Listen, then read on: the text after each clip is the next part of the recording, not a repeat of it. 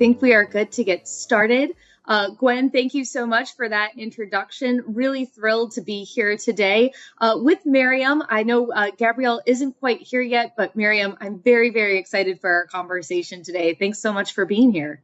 Thank you, Emily. Looking forward to speaking with you. Yeah. So obviously we're kicking off by talking a little bit about AI. And I just wanted to see, because I feel like we're hearing more and more about how AI is used in our daily lives and others' daily lives. Miriam, I want to get your thoughts about how we can really make sure that these AI systems are designed and implemented in a way that really promotes the equity and conclusion rather than perpetuating existing biases. Thank you, Emily. It's such an important question. AI needs to be trusted in order for it to be used. And in the current state, it's questionable as to whether or not people really trust it. And so a lot of our work at EqualAI is making sure that more people trust it and that more importantly, that the machines deserve our trust. And really, there's only one way to do it. There's no way around it other than everyone trying and partaking. Abstinence is not an option. AI is our world now and will increasingly be so. And the only way we can make sure that AI sees and hears us is if we use it. And so I encourage everyone, if you have not tried a large language model, try it. I also encourage everyone to think about, how have you used AI today?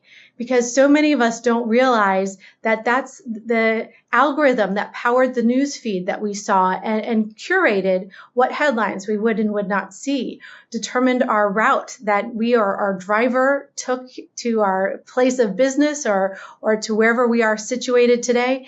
So we need to understand the ways that algorithms are currently empowering our lives, driving our decisions, and partake so that it can benefit us, it can be molded to hear us, and that it can, make sure that it gets beyond the boundaries under which it was constructed. For sure. And Miriam, I'm gonna challenge you a little bit here, just because you've challenged all of us to look into using a large language model. Can you have any recommendations about how to get started? I know that we did a poll of our audience today. Obviously, a lot of incredibly accomplished and successful individuals here, but a lot who still feel like they either don't know a lot about AI or they have some very serious privacy concerns, which of course are very real right now. So how would you recommend kind of initially dipping your toes into AI if you haven't had the chance yet?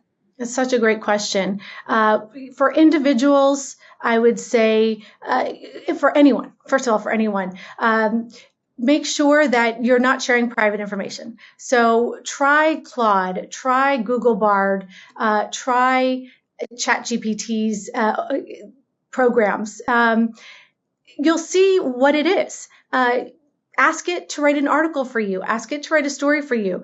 Play with different prompts so you can see how incredibly exciting these technologies are. But you'll also see some limitations.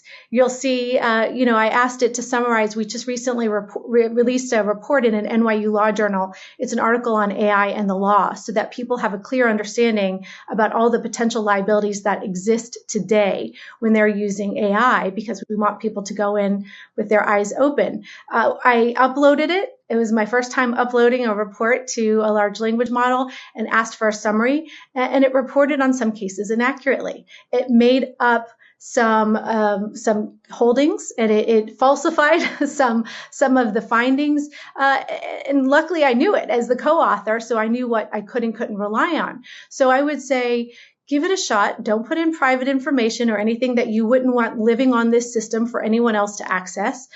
Understand its limitations, and see how it can serve and benefit your life. If you're a company, I would say make sure to practice what I call good AI hygiene. So at EqualAI, we have it on our website and really try to help guide companies so that they can benefit from all the efficiencies, but go into this safely. You want to make sure that you have high level responsibility and accountability. Who in your C-suite is owning your AI use and making sure that it comports with your values and certainly doesn't conflict with your values? Who is making sure that you have a process in place and that it's well communicated across your company so that everyone understands what your process is and can build trust in your own internal systems, so that if there's outside stakeholders using it, if you have consumers and clients, they can sense that trust and build that trust as well. You want to make sure it's documented. You want to make sure it's tested and audited on a routine cadence. So practicing good AI hygiene is something that really any user should be thinking about.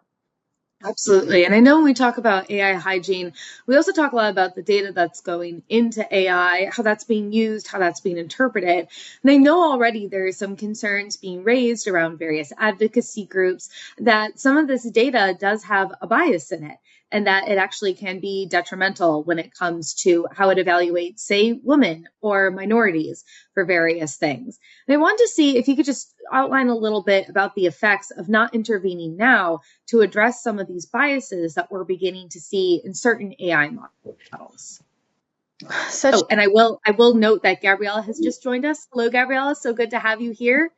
I'm going to ask the question one more time and you can ping off of it. But I just asked Miriam a little bit to talk about eliminating bias in AI. So I'll let it to go to Miriam, and then Gabriela, if you want to jump on in, it'd be great to hear from you. Thank you. Thank you. And thanks, Emily, for this really important question.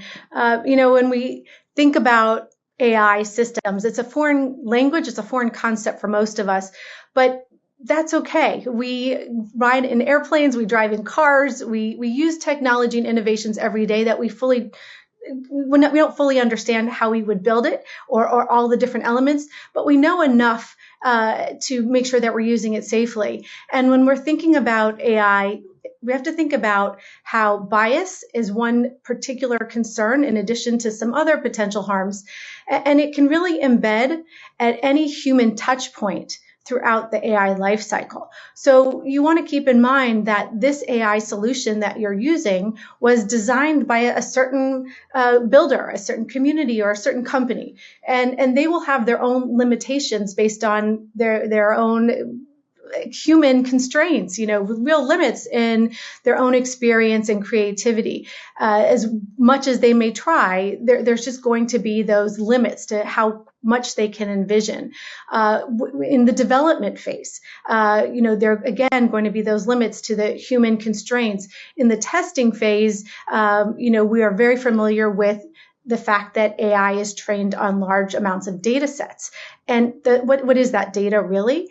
It's a reflection of past conversations and human interactions. And so again, human bias is going to present throughout this cycle of training.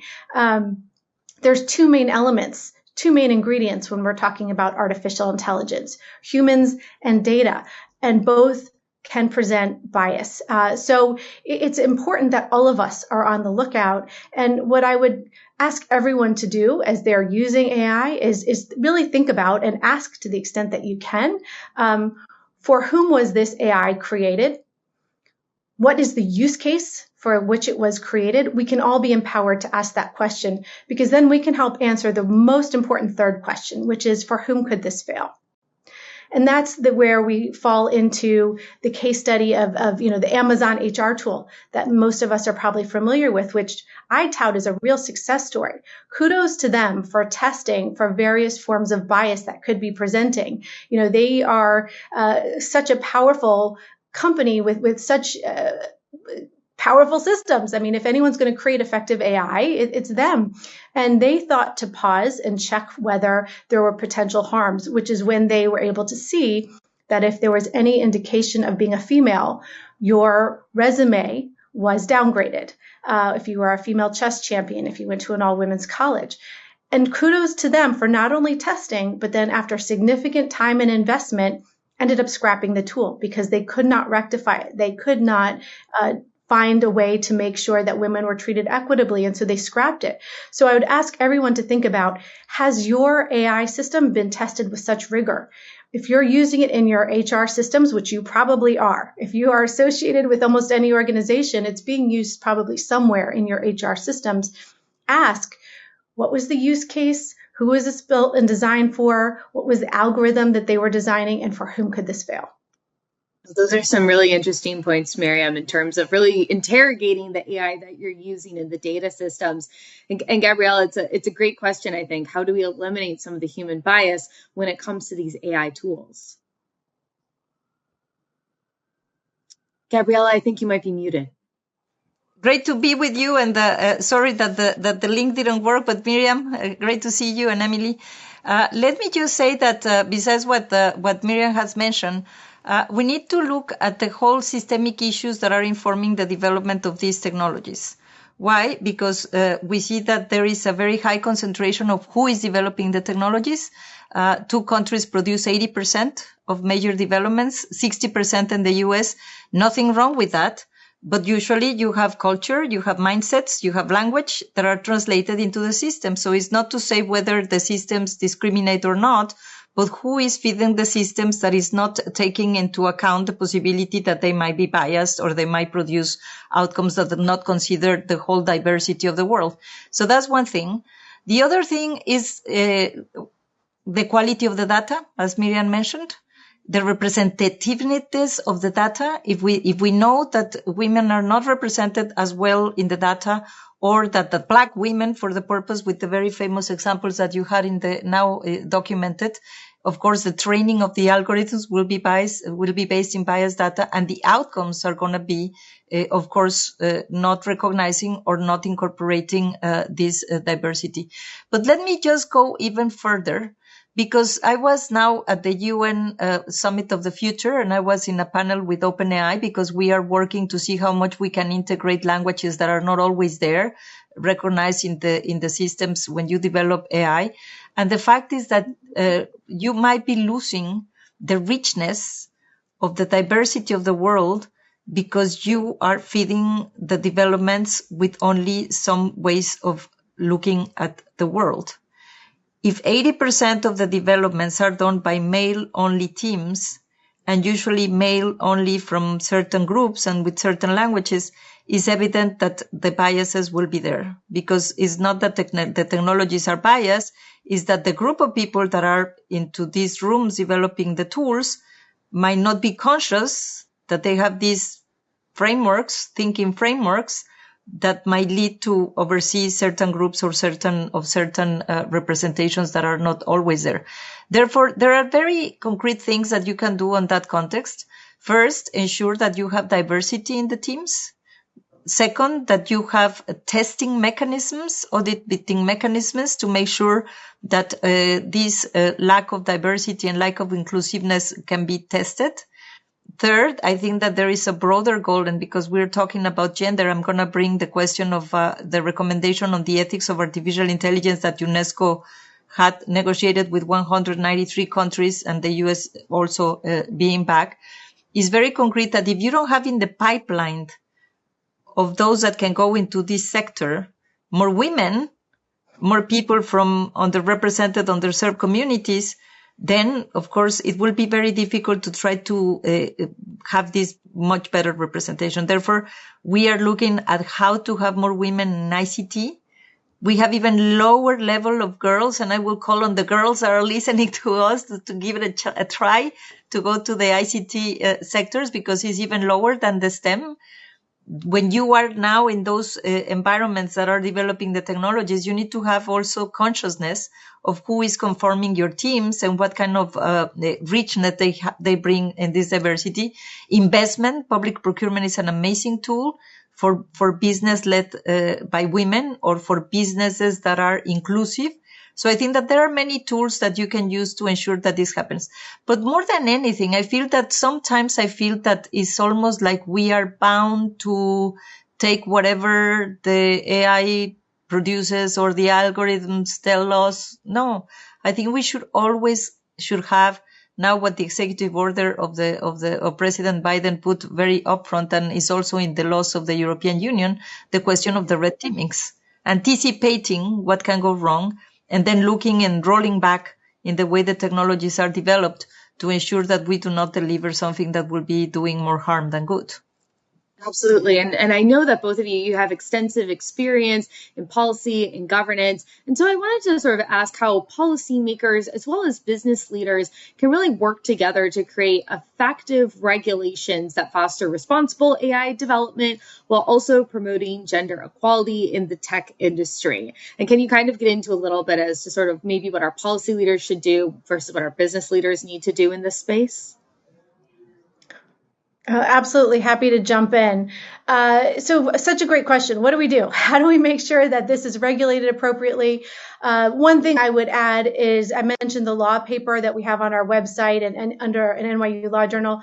People should be clear that the regulations are important and coming, but there are many laws on the books today that are applicable to AI.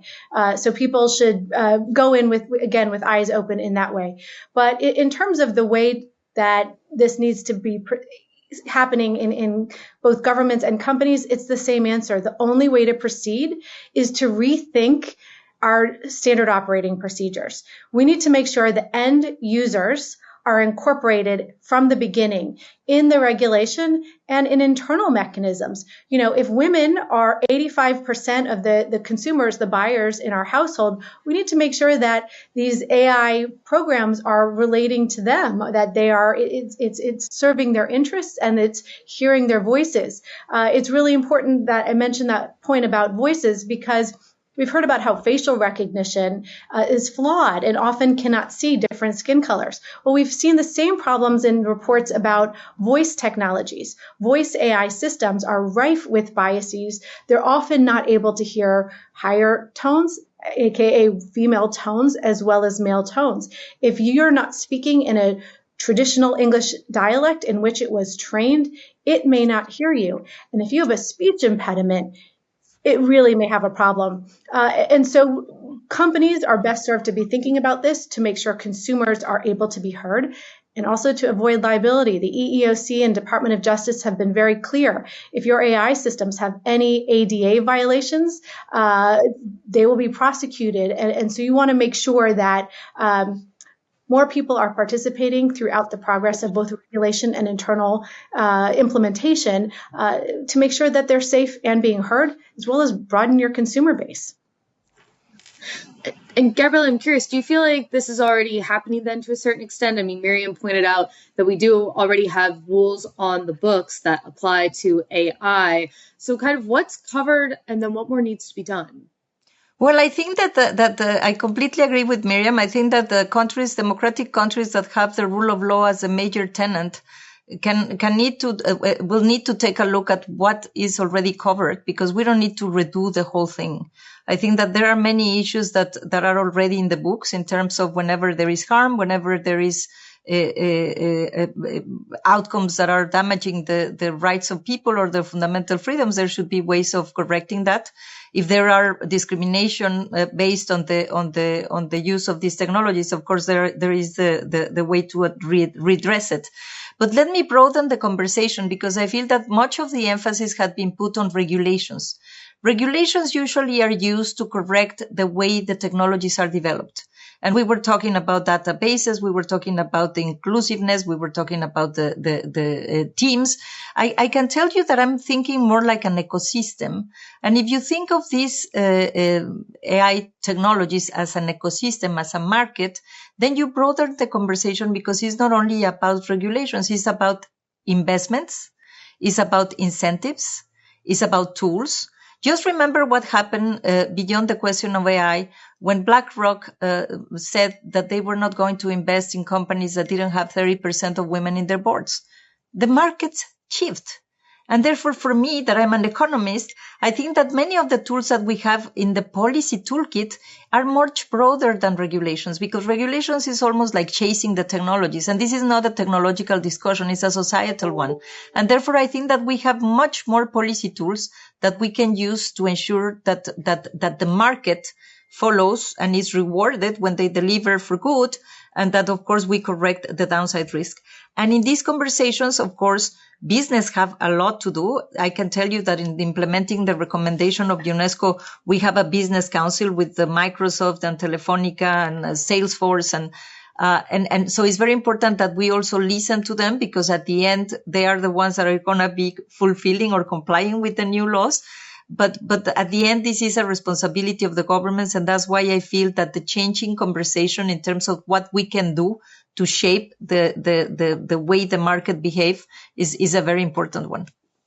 Absolutely. And I can't believe we're already out of time. I feel like I could keep talking about this topic for at least another hour, but I know there's a great program planned today. Gabriela, Miriam, thank you so much for joining me. And thank you again so much to the Women's Business Collaborative for hosting such a great event today. Thank you all.